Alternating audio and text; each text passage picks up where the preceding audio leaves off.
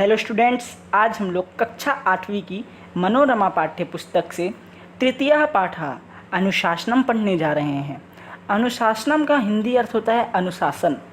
इस शब्द से आप सभी भली भांति परिचित हैं। बच्चों, अनुशासन का जीवन में बहुत महत्व है। अनुशासन का अर्थ होता है नियमों के शासन में रहना। अनुशासन हमारे व्यक्तित्व का निर्धारण करता है और तो और अनुशासन हमारे जीवन को लक्ष्य की ओर पहुंचाता है। तो बच्चों, जो भी व्यक्ति अनुशासन में रहता है, जो भी व्यक्ति अपने जीवन में अनुशासन का अनुसरण करता है यानी कि पालन करता है, वह हमेशा सफल होता है। तो हमें भी हमेशा अनुशासन में रहना चाहिए। और तो और विद्यार्थी जीवन में अनुशासन का सर्वाधिक महत्व है। जब कोई विद्यार्थी अपने विद्यार्थी जीवन में अनुशासन में रहता है तो वो अपने लक्ष्य की प्राप्ति करता है। तो ठीक है बच्चों, इस प्रकार आज हम इस पाठ को पढ़ने जा रहे हैं जिसका नाम है अनुशासनम। तो चलिए इस पाठ को शुरू करते हैं और अनुशासन के बारे में और भी कुछ जानते हैं।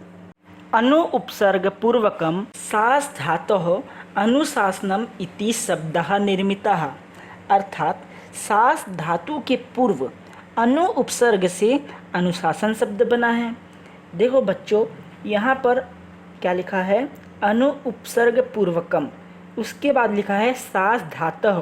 तो जब इस वाक्य का हम अन्वय करते हैं तो सास धातु जो है वो आगे आ जाएगा, इसलिए इसका अर्थ होगा कि सास धातु के पूर्व, पूर्व यानी कि पहले, अनु उपसर्ग से अनुशासन शब्द बना है। जो अनुशासन शब्द है वो सास धातु, धातु किसे कहते हैं? तो बच्चों, क्रिया के मूल स्वरूप को धातु कहा जाता है। जैसे कि मान लो पठामी, पठामी यानी कि पढ़ता हूँ, तो यहाँ पे पठामी जो शब्द है उसमें क्रिया का मूल रूप क्या है? पठ है। तो यहाँ पे धातु क्या हो गई? पठ हो गई। इसी प्रकार अनुशासनम शब्द में जो क्रिया का मूल रूप है यानी कि धातु, वो क्या है? सास, सास धातु है। तो सास धातु के आगे हम अनु उपसर्ग लगा देते हैं। अब आप लोग बोलेंगे कि उपसर्ग क्या होता है? तो शब्दों व धातुओं के पूर्व जोड़े जाने वाले जो शब्द होते हैं, जिनके जुड़ने से मूल शब्द का अर्थ बदल जाता है, वो उपसर्ग कहलाते हैं। यहाँ पर उपसर्ग क्या है? अनुपसर्ग है।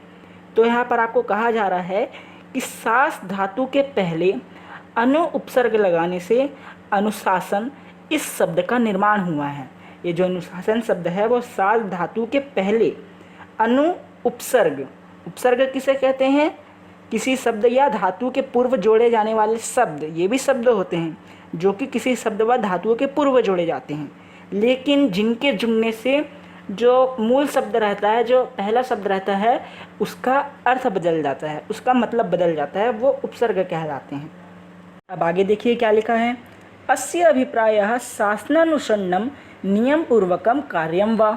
यहाँ पे आया कुछ कठिन शब्दों के अर्थ देख लेते हैं पहले। अस्य अर्थात इसका, अभिप्रायः यानी कि अभिप्राय या फिर मूल अर्थ, या फिर इसका अर्थ हो सकता है मतलब। शासनानुसरणम यानी कि शासन का अनुसरण करना। अनुसरण का अर्थ होता है पालन करना, ठीक है। नियम पूर्वकम यानी कि नियम पूर्वक।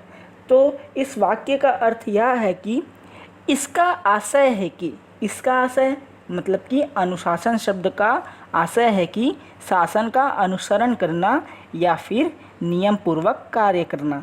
क्या है अनुशासन शब्द का आशय? इसका आशय है कि शासन का अनुसरण करना यानी कि शासन का पालन करना और नियम पूर्वक कार्य करना। अतः नियमानां पालनमेव अनुशासनम। अतः नियमों का पालन ही अनुशासन है। आत्मनियंत्रणम एवं अनुशासनम। आत्मनियंत्रणम यानी कि आत्मनियंत्रण, अपने आप को वश में रखना, अपने आप को वश में रखना ही अनुशासन है। अनुशासनस्य यानी कि अनुशासन के दो भेदो इसका। अनुशासन के दो भेद यानी कि दो प्रकार हैं। आंतरिक बाह्यम च, आंतरिक और बाहरी। आंतरिक यानी कि अंदरी और बाहरी यानी कि बाहर का। बाह्य अनुशासनम परिवारेषु विद्यालयेषु च परिलक्ष्यते। परिलक्ष्यते का अर्थ होता है बच्चों दिखाई देता है। तो जो बाहरी अनुशासन होता है, जो बाह्य अनुशासन होता है, वो परिवार में और विद्यालय में दिखाई देता है। यानी कि बच्चों, जो अनुशासन रहता है उसके भी दो प्रकार होते हैं। एक अंदरी यानी कि आंतरिक, जो भीतरी अनुशासन रहता है उसको आंतरिक अनुशासन बोलते हैं, और जो बाहरी अनुशासन रहता है उसको बाह्य अनुशासन बोलते हैं। बाहरी अनुशासन वो होता है जो हम लोगों के सामने दर्शाते हैं, अन्य लोगों के सामने जो हम दर्शाते हैं उसको हमारा बाहरी अनुशासन कहते हैं। और आंतरिक अनुशासन यानी कि जो हमारा भीतरी अनुशासन रहता है, जो हमारा आत्म अनुशासन रहता है, उसको आंतरिक अनुशासन कहते हैं। जो बाहरी अनुशासन रहता है वो दिखावटी हो सकता है, लेकिन जो आंतरिक अनुशासन रहता है वह मौलिक होता है, यानी कि वास्तविक, असली होता है। यहाँ पर कहा जा रहा है कि जो बाह्य अनुशासन रहता है यानी कि बाहरी अनुशासन, वो हमें परिवार में, विद्यालय में और भी कई जगहों पर हमें देखने को मिलता है। उसके आगे लिखा है आत्मानुशासनमेव दृढ़म अनुशासनम अभिधीयते। आत्मानुशासनमेव दृढ़म अनुशासनम अभिधीयते। अभिधीयते का अर्थ होता है कहते हैं। आत्मा पर अनुशासन को ही दृढ़ अनुशासन कहा जाता है। जो अपने स्वयं की आत्मा पर हम अनुशासन रखते हैं ना, उसको ही दृढ़ अनुशासन कहते हैं। आगे लिखा है संयमशीलः शरीर बुद्धि मनांसि नियंत्रयति आत्मानुशासनम कल्याणप्रदमस्ति। यहाँ पे आए कुछ कठिन शब्दों के अर्थ देख लेते हैं पहले। मनांसि यानी कि मन से, उसके बाद लिखा है कल्याणप्रदम अस्ति यानी कि कल्याणकारी होता है। तो इस लाइन का अर्थ होगा कि संयमशील मनुष्य ही शरीर बुद्धि व मन पर नियंत्रण रखता है। जो संयमशील मनुष्य होता है वह ही अपनी शरीर पर, बुद्धि पर और अपने मन पर नियंत्रण रखता है। और आत्मानुशासन कल्याणकारी होता है। ये जो आत्मानुशासन रहता है वो कल्याणकारी होता है। आगे लिखा है अनुशासनम बिना समाजस्य राष्ट्रस्य व उन्नति न संभवति। यानी कि अनुशासन के बिना समाज की, राष्ट्र की उन्नति संभव नहीं है। बच्चों, यदि हमारा समाज या फिर राष्ट्र अनुशासित ही नहीं होगा तो उसकी उन्नति कहाँ से हो पाएगी। इसलिए उन्नति हेतु सबसे ज़रूरी यह है कि हमारा समाज, हमारा राष्ट्र और हम खुद अनुशासित हों। मानव जीवने अनुशासनम महत्वपूर्णमस्ति। मनुष्य के जीवन में अनुशासन बहुत महत्वपूर्ण है। यथा सृष्टेः कार्यम अनुशासनेनैव संचाल्यते तथैव जनानां जीवनम अनुशासनाद् रीते कदापि संचालितुं न शक्यते। यहाँ पे आए कुछ कठिन शब्दों के अर्थ देख लेते हैं पहले। सृष्टेः यानी कि सृष्टि का, संचाल्यते यानी कि संचालित होता है, तथैव अर्थात वैसे ही, जनानाम यानी कि लोगों का, रीते अर्थात बिना, कदापि यानी कि कभी भी, शक्यते यानी कि सकता है। तो चलिए अब इसका हिंदी अर्थ समझ लेते हैं। जैसे सृष्टि का, यहाँ पर लिखा है ना यथा सृष्टि है, जैसे सृष्टि का कार्य अनुशासन से ही संचालित होता है, वैसे ही लोगों का जीवन बिना अनुशासन के संचालित नहीं हो सकता। सृष्टि का यानी कि हमारे संसार का, जैसे हमारे संसार का जो भी कार्य है वो अनुशासन से ही संचालित होता है, इसी प्रकार लोगों का जीवन बिना अनुशासन के संचालित नहीं हो सकता। इसी प्रकार हमारा भी जीवन अनुशासन के बिना संचालित नहीं हो सकता। आगे देखिए बच्चों, लिखा है कि अनुशासनेनैव जीवनम सुव्यवस्थितम परिलक्ष्यते। अर्थात अनुशासन से ही जीवन सुव्यवस्थित दिखाई देता है। जिस व्यक्ति के जीवन में अनुशासन होगा उसका जीवन उतना ही सुव्यवस्थित होगा। सुव्यवस्थित जीवन में विकास स्तंभः अस्ति। अर्थात सुव्यवस्थित जीवन ही विकास का स्तंभ है। स्तंभ है मतलब कि विकास का आधार है। विकास का आधार मतलब कि तरक्की का रास्ता है। अनुशासनेन कर्तव्य अधिकार्यों बोधो भवति। अर्थात अनुशासन से ही अधिकार और कर्तव्यों का बोध होता है। बोध होता है मतलब कि ज्ञान होता है। अनुशासन से ही हम अपने अधिकार और कर्तव्यों के बारे में जान सकते हैं, हमें उनका ज्ञान होता है और उनका बोध होता है। आगे लिखा है अतः अनुशासनम उन्नत्याः द्वारमस्ति। अतः अनुशासन उन्नति का द्वार है। उन्नति का द्वार मतलब कि तरक्की का द्वार है। अनुशासनेन व्यवहारे शीलं सत्यम विनयंच संवर्ध्यते।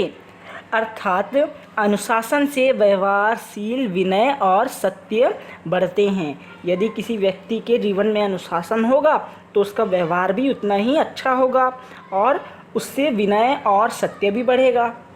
अब देखिए बच्चों, आगे लिखा है छात्र जीवने अनुशासनस्य सर्वाधिकं महत्वमस्ति।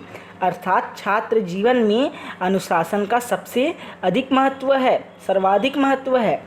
छात्र जीवने एव भविष्यम अवलंबितम अस्ति। पहले यहाँ कुछ कठिन शब्दों के अर्थ देख लेते हैं। भविष्यम अवलंबितम अस्ति यानी कि भविष्य आधारित है।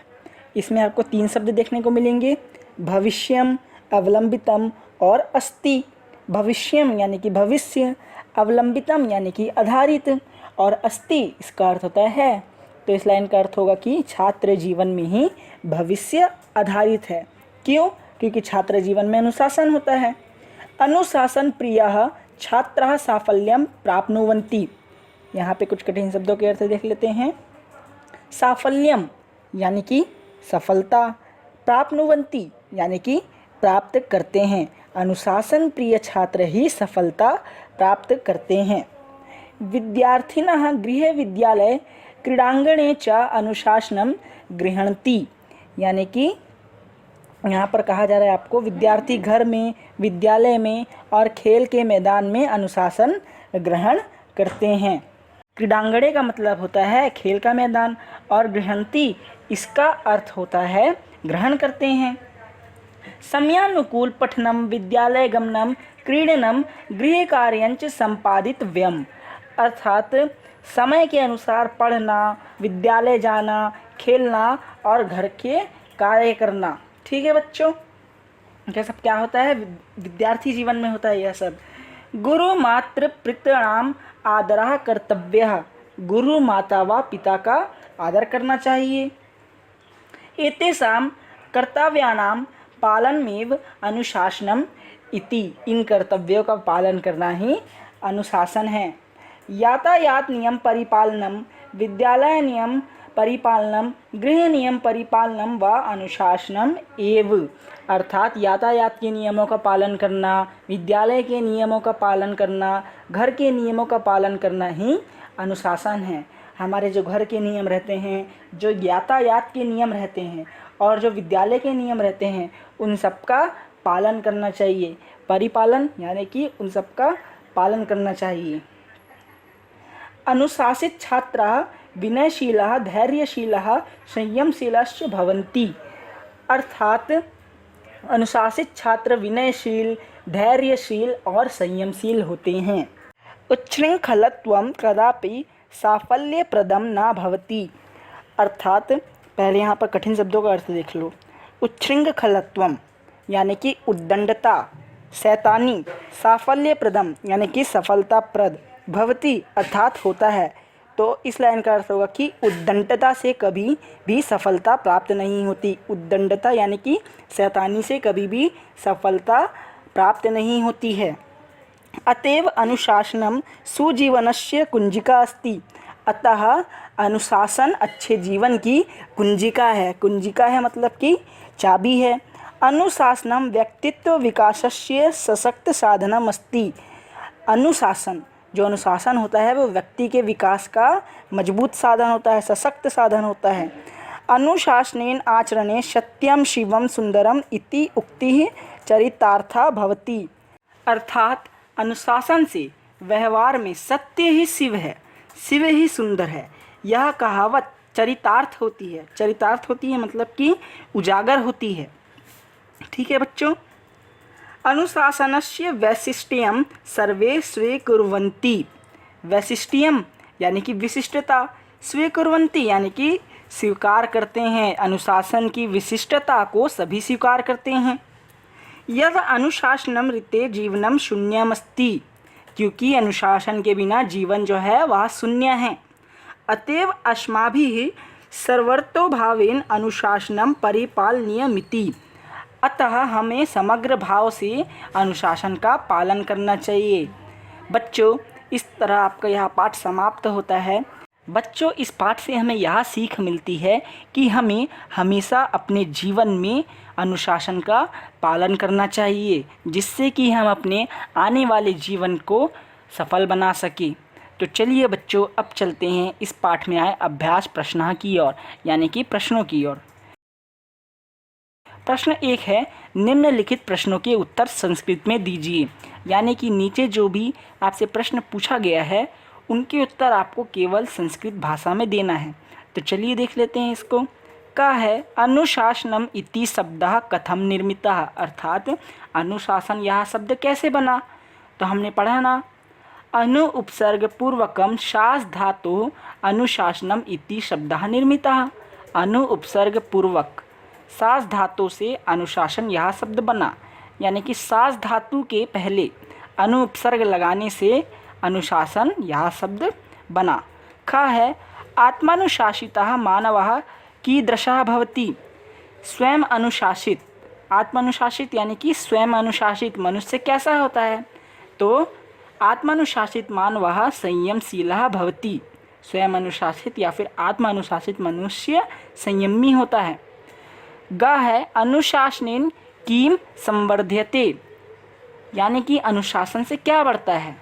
तो इसका उत्तर होगा कि अनुशासनेन व्यवहारे शीलम सत्यम विनयंच संवर्ध्यते, अर्थात अनुशासन से व्यवहार में शील, सत्य और विनय की वृद्धि होती है। घ है अनुशासन प्रिय छात्रः किम प्राप्नोति। अनुशासन प्रिय छात्र क्या प्राप्त करता है। तो इसका उत्तर होगा कि अनुशासन प्रिय छात्रः साफल्यम प्राप्नोति, यानी कि अनुशासन प्रिय छात्र सफलता प्राप्त करता है। ण है अनुशासन इति शब्देन का उक्ति चरितार्थः। अनुशासन इस शब्द से कौन सा कथन चरितार्थ होता है, कौन सा कथन उजागर होता है। तो इसका उत्तर होगा कि अनुशासन इति शब्देन सत्यम शिवम सुंदरम इति उक्ति चरितार्थः। अनुशासन इस शब्द से सत्यम शिवम सुंदर यह कथन चरितार्थ होता है। अब हम चलते हैं प्रश्न 2 की ओर। प्रश्न 2 है, रिक्त स्थानों की पूर्ति कीजिए। तो चलिए इसे भी देख लेते हैं। का है अतः नियमानाम खाली स्थान अनुशासनम। अतः नियमानाम पालनमेव अनुशासनम। ख है आत्मानुशासनम खाली स्थान भवति। आत्मानुशासनम कल्याणप्रदम भवति। ग है अनुशासनम उन्नत्याः खाली स्थान अस्ति। अनुशासनम उन्नत्याः द्वारमस्ति। चौथा है यानी कि घ है उच्छृंखलत्वं कदापि खाली स्थान न भवति। उच्छृंखलत्वं कदापि साफल्यप्रदं न भवति। ण है अनुशासनस्य खाली स्थान सर्वे स्वीकुर्वन्ति। अनुशासनस्य वैशिष्ट्यं सर्वे स्वीकुर्वन्ति। अब तीसरा प्रश्न आपसे पूछा गया है कि संधि विच्छेद कर प्रकार कीजिए। तीसरे में आ है, ये संधि विच्छेद कर प्रकार लिखिए। पहला है आत्मानुशासनम, तो इसका संधि विच्छेद होगा आत्मधन अनुशासनम, ये है आपकी दीर्घ स्वर संधि। दूसरा है सर्वाधिक, आपकी पुस्तक में ये प्रिंट मिस्टेक है, ये होना चाहिए सर्वाधिकम। तो सर्वाधिकम का संधि विच्छेद होगा सर्वधन अधिकम, दीर्घ स्वर संधि। तीसरा है गृह कार्यंच, इसका संधि विच्छेद होगा गृह कार्यम धनचा, ये होगी व्यंजन संधि। चौथा है पालनमेव, इसका संधि विच्छेद होगा पालनम धन एव, ये भी व्यंजन संधि है। पांचवा है शून्यम अस्ति, इसका संधि विच्छेद होगा शून्यम धन अस्ति, ये भी व्यंजन संधि है। अब ब है समास विग्रह कर समासों के नाम लिखिए। पहला है आत्मनियंत्रणम, इसका होगा आत्मनः नियंत्रणम, यानी कि आत्मा पर नियंत्रण, ये तत्पुरुष समास है। दूसरा है मानव जीवनी, इसका समास विग्रह होगा मानवस्य जीवनी, यानी कि मानव का जीवन, ये भी तत्पुरुष समास है। तीसरा है शील सत्यम, इसका समास विग्रह होगा शीलम च सत्यम च, शील और सत्य, यह है द्वंद्व समास। चौथा है समयानुकूलम, इसका समास विग्रह होगा समयस्य अनुकूलम, यानी कि समय के अनुकूल, ये भी तत्पुरुष समास है। चौथा है संस्कृत में अनुवाद कीजिए। आपको नीचे कुछ हिंदी वाक्य दिए गए हैं जिनका आपको संस्कृत में अनुवाद करना है। का है मानव जीवन में अनुशासन महत्वपूर्ण है। मानव जीवने अनुशासनम महत्वपूर्णम अस्ति। ख है नियमों का पालन अनुशासन है। नियमानाम पालनमेव अनुशासनम। ग है अनुशासन सफलता की कुंजी है। अनुशासनम सफलतायाः कुंजिका अस्ति। चौथा है अनुशासित छात्र विनयशील होता है, तो इसका संस्कृत में अनुवाद होगा अनुशासित छात्रः विनयशीलः भवति। पांचवा है हमें अनुशासन का पालन करना चाहिए, अस्माभिः अनुशासनम परिपालनीयम। बच्चों, इस प्रकार आपका यह पाठ समाप्त होता है। अब हम मिलेंगे अगले वीडियो में अगले पाठ के साथ।